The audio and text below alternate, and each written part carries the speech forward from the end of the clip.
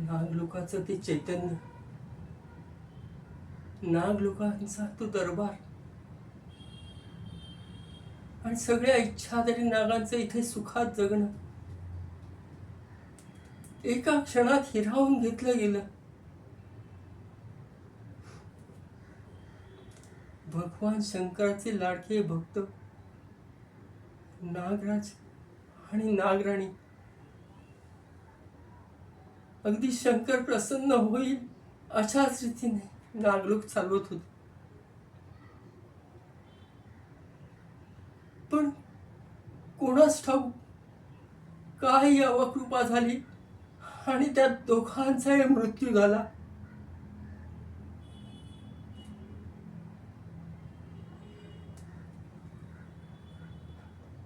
नागलोक पोरकं झालंय.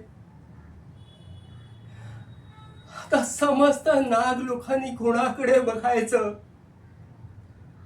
कोणावर विश्वास ठेवायचा, कोण रक्षण करणार नागलोकाचं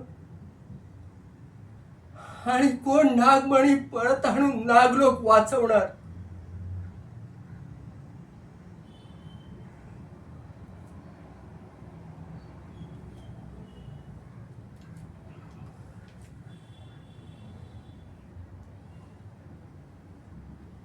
तिच्या डोळ्यात तो राग,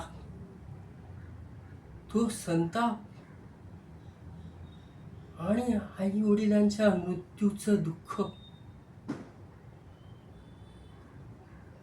डोळ्यातून अश्रू वाहत होते, पण वाटून गेलं की तिच्या मनात मोठा ज्वालामुखी पेट घेतोय.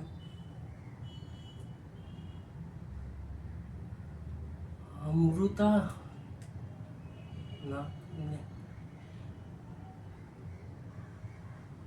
नागराणींची मुलगी इतर नागांपेक्षा वेगळी आणि हुशार. भगवान शंकराने तिला शक्ती दिली. अमृता,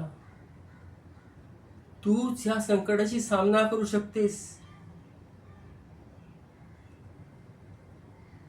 पण थोडा संयम गरजेचा आहे.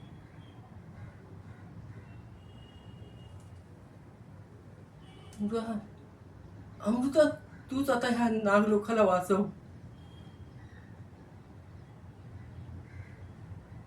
तुझ्या आई वडिलांच्या हत्येचा सूड आणि नागमणी परत घेऊनच या नागलोकात ये.